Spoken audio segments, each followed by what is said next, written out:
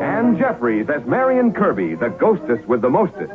Robert Sterling as George Kirby, that most sporty spirit. And Leo G. Carroll, host to said ghosts, as Topper.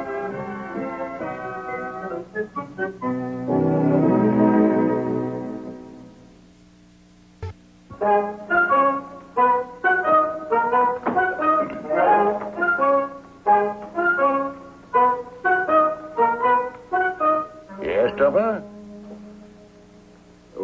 I wanted to talk to you, Mr. Schuyler, but I just wanted to make sure that no one else was around. Well, who else could be around? I just wanted to make sure. You're all trouble, Topper. The little people, the Kirbys, I believe you call them. They're a very nice couple, really. But they have a way of getting me into trouble. That's why I'm not telling them about this. Yeah, that's very sound. Mr. Schuyler, I've been doing some intensive research on a matter of vital importance to the country, money. Well, glad to hear it, Topper. The vital need of our national economy today is a 7-cent dime. I beg your pardon? Designed it myself. The answer to inflation. This is your own idea, Topper? Oh, yes, of course. Why? Oh, nothing. I just thought perhaps it might have come from your little friends. But I told you, I don't want them to know about this. Besides, they're a normal size. Yes, of course. There's a hole in it? That fits vending machines. Now you take the nickel candy bar. The price of sugar goes up. The maker, because he has to sell through machines, raises the price to a dime. Inflation. Now, with my new coin, he only raises the price to 7 cents. No inflation. Well, that sounds fairly reasonable, yeah. Our whole coinage system is totally out of date. Now, if I could get my new coin to the right people in Washington, What's the matter, Topper? I think they just came in. They did? Well, thank you, Mr. Schuyler, for giving me your time. We'll take it up later, shall we? Yeah. Take what up, Topper? We must have lunch together, Topper. What, Topper? Never mind. Well, anything you say, Topper. Take what up, Papa? You have to tell us. I refuse to tell you anything. Yes, of course. Put something in his pocket, Marion. Thank you. Don't you dare. Stop that. Nothing there. I must apologize, Mr. Schuyler. You need a rest, Topper. We better frisk Schuyler, Marion. Pat him down, George. I was just looking for a match. You need a rest, Topper. Why not take this idea of yours to Washington, in person, that is? Oh, really? Can the bank spare me? Well, we'll muddle through.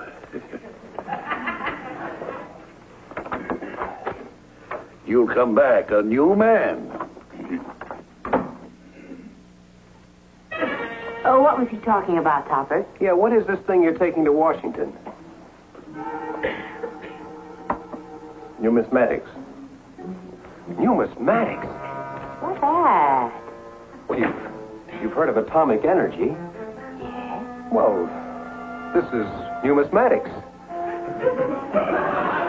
The whole thing is just so exciting, Cosmo. Washington receptions, cocktail parties, affairs of state. Well, I'm afraid there isn't going to be much of that, dear. Oh, you're just being modest, Cosmo. And they find out how brilliant your plan is. What is it again, dear? A new coin. Halfway between a nickel and a dime. Oh, yes. That's very clever of you, Cosmo. Thank you, dear. Cosmo, you're not keeping anything from me. Keeping anything? I mean, have you told me the real reason we're going to Washington? Well, I've just told you. Of course you have. Something about a coin. Oh, what else could it be? Men don't go all the way to Washington about dimes, Cosmo. Now, do they? Henrietta, I suppose that at least once in the life of every man there comes an idea that to the rest of the world seems trivial, unworkable, even at times a little ridiculous. Some people dream of rocket travel to the moon. I should like to see my country coin a 7-cent dime. Of course, dear. And whatever it really is, Cosmo, you know how I am about secrets. Don't tell me. Think of old Topper stumbling onto something like that. Now, don't go off the deep end, George. Deep end? He was only in Schuyler's office 2 minutes, and when we came in, Schuyler was as white as a sheet. Topper's not a scientist. Take it straight to Washington, he said. Straight to Washington. What is it? It's better that the awful knowledge remain locked in the brain of Cosmo Topper. Numismatics. Look at this.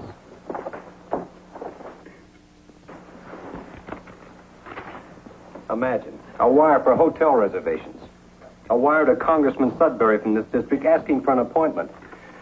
Oh, me, the scientific mind just doesn't know how to get things done. It's a good thing I've taken over already. You wrote those? To all wire services, mystery scientist Cosmo Topper arriving Washington for talks with Pentagon and White House. To the FBI, request for 24-hour protection. To Joint Chiefs of Staff, key cabinet members, and Commander-in-Chief, demand for immediate audience, top secret urgency priority. Topper in the White House. The first line of our defense is the scientific brain.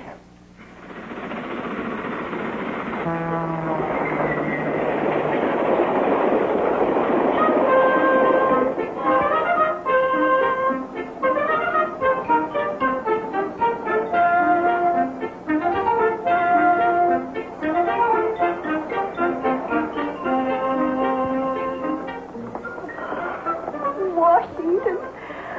I want to see a senator, Cosmo. Can't you tell them by those little string ties? Yes, of course, dear. Just be careful, Topper. Remember, we're here to protect you. Don't talk to strangers, and don't go out by yourself. Small chance. What, Cosmo? Paul Schmantz, an old classmate of mine. The name just occurred to me. Why? Does he live in Washington? No, but he was a capital fellow. There he is. Come on, Pete. Cosmo Topper, when are you seeing the president, Dr. Topper? Any comment on that? Get one with Mrs. Topper here now, will you, Pete? They all seem to know you, Cosmo. Is anybody suspicious? I don't know. There. A foreign agent if I ever saw one. Oh, he's trying to beat Topper. Within security, Dr. Topper, could you give us an idea of what you've developed? Why, yes, I'd be glad to. Sorry, Dr. Topper. No statements to the press. You'll come this way.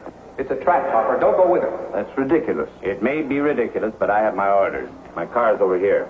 We'll save you, Topper.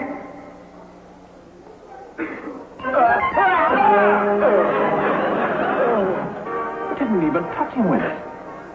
Must be an invisible force ray. I thank you. Secret Service assigned to guard you. Such an exciting city, Cosmo. I had no idea a 7-cent dime would get this reception.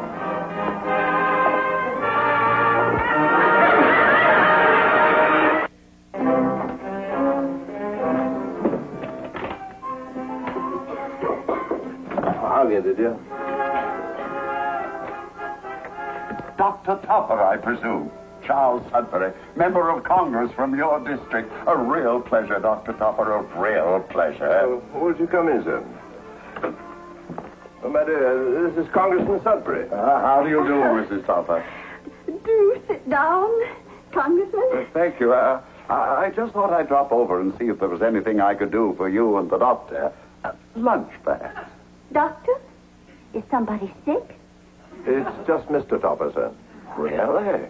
Well, the more remarkable. You must be very proud of your husband, Mrs. Topper.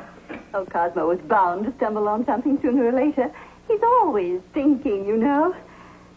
I'll go put on my hat and do sit down, Congressman. Thank you. Does he look like a congressman to you, George? An interloper. Definitely the criminal type. Perhaps you'd like to see Congress in session sometime. Don't trust him, Topper. He's a spy. Don't be absurd, George. The name is Charles. It was only a suggestion, of course, Dr. Topper. Anything you say. Oh, that's very kind of you. Naturally, I'd like to discuss my ideas with you at the first opportunity. With me? Don't do it, Topper. Well, now, my theory is that... Please, Dr. Topper, I have nowhere near the security clearance to discuss such information. But why should it have to have clearance? Oh, Dr. Topper, really? You scientist. George, he's stealing the thing. Never. Well, of course, if there's anything else I can do, don't hesitate to call upon me. Dr. Topper, believe me, I didn't take it intentionally. I didn't even know I had it. I'll murder you. Dr. Topper, it's all a mistake, please.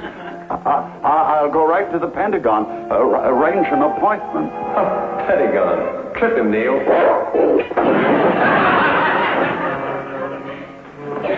I better make it to the White House. But Mr. Sudbury, I... No.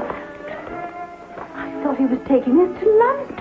Well, he had to vote on an emergency issue. But why was he hobbling? Hobbling? I expect it was a lame duck congress.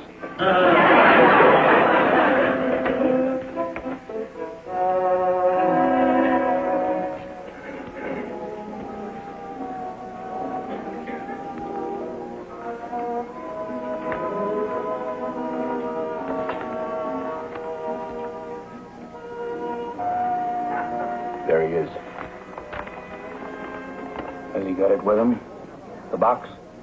Yes. That box is worth millions to us, Fenster. Billions. Pardon me, but aren't you Cosmo Topper? Why, yes. Emil Barco, sir.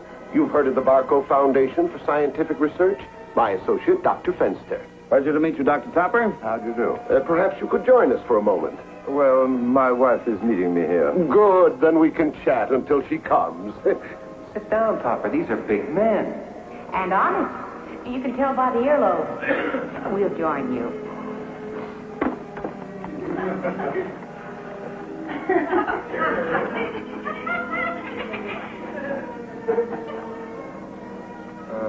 How did you do that?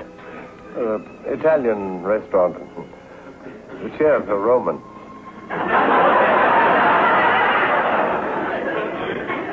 Dr. Topper,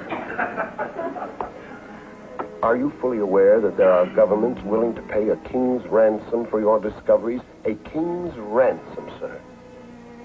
Really? Well, actually, I'm interested only in our own currency system, Mr. Barco.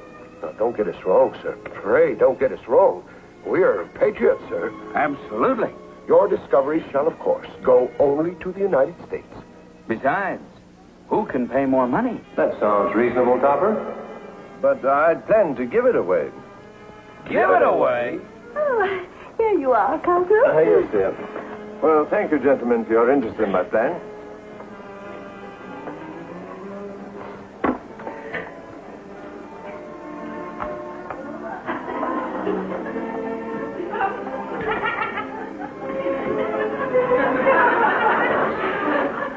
Let's call the whole thing off, huh? That black box is giving me the creeps. No. All men have their weaknesses, Fenster. Topper's weakness isn't money. It could be women. Get in touch with Marlena.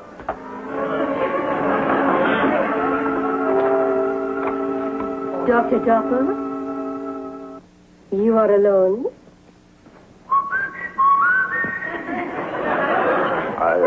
I suppose one might say I'm alone? Then I am not intruding. No, indeed. I hope you do not think me bold. I wish an interview for my college paper. Oh, well, that's very flattering, I'm sure. Come in. The liberty of ordering. Of course. What's an interview without champagne? Won't the Dean of Women object?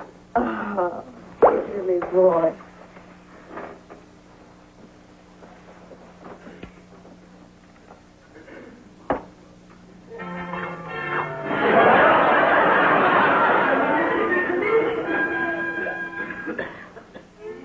To us.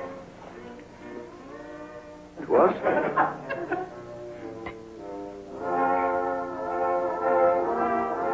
Oh, to be alive again.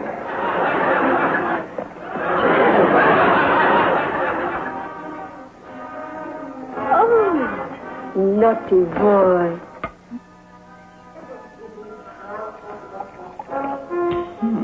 1947. Not a bad year.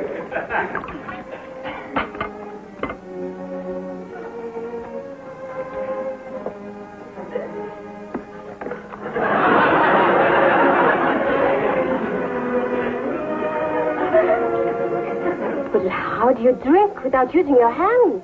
I promised my wife I'd never touch it.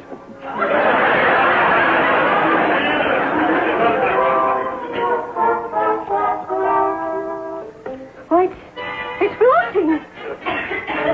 It's very light champagne. Topper, you shouldn't let Neil get loaded like that. He looks perfectly sober to me. Who looks sober? Oh, General Grant, a statue right over there.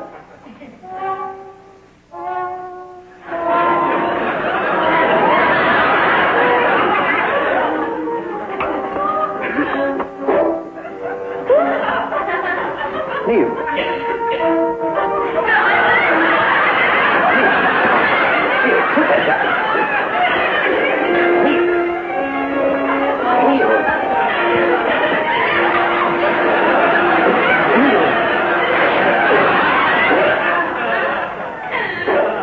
Well,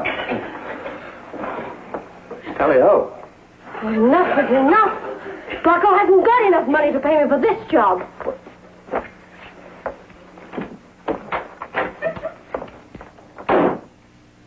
What did she say? Barco. Not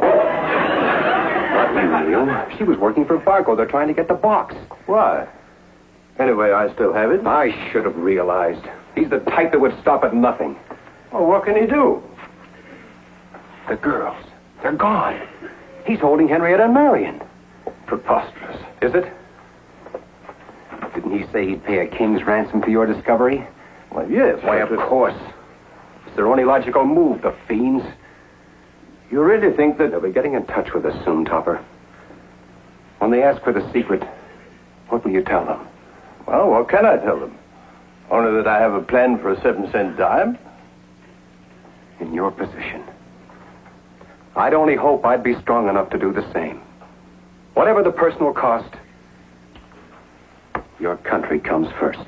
You're a raving idiot. Perhaps, but I salute you. Hey, wait a minute. They've got Marion, too. How come you're so noble with my wife?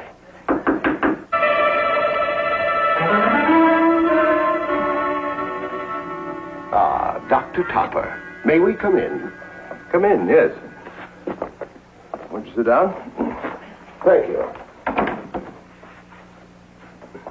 Do I understand that you're ready to discuss terms? Go ahead, Topper. Sound him out. Have you got her? Her? He means Marlena, boss. Oh, yes, we have her. Are you interested? Well, naturally. You see, Fenster, a chink in the shining armor. Ask him about Marion, Topper. Have you got another one? Another one? Yes. Let's not shilly-shally. What is it you want from me, Barco? It's very easy. The plans, the box with the new energy, and we hand her over. Don't you understand, you idiots? Ever since I came to Washington, I've been trying to get someone to listen to me.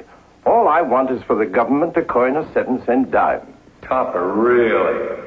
Of course, you idiot. You're a bold man, Topper. I regret the steps we shall have to take. Fenster. A 7-cent dime? What a joke! Why, what's wrong with it? What's wrong? Well, it's... Never mind. Get on with it. Yeah, sure. Watch out for that box. Let's get him, Neil. Stick him, Neil. Now, Topper, shall we have the secret? Or Go get him, Neil. Stick him.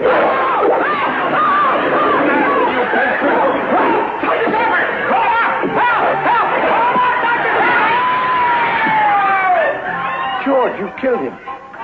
You forget, Topper. We're on the ground floor. Dr. Topper, are you all right? We were listening outside the door. You're under arrest. Attempted espionage. And kidnapping. Kidnapping who? My wife. Where is she? Did you call me, Cosmo? Why, Henrietta. Oh, I've had the most wonderful afternoon shopping. Will you help me with these here? Oh, how do you do? You don't mind if I go? What about my wife? Did you call me, George? What's that? Why, that's just The box! Oh, really, gentlemen, look. My 7-cent dime. That's all? Then I bid you good day, gentlemen. Neil, stick him. Amazing. He's one of the great scientific minds of all time.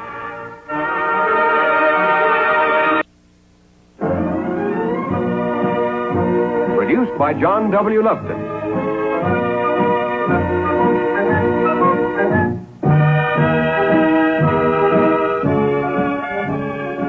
A John W. Lupton, Bernard L. Schubert production. Starring Ann Jeffries, Robert Sterling, and Leo G. Carroll.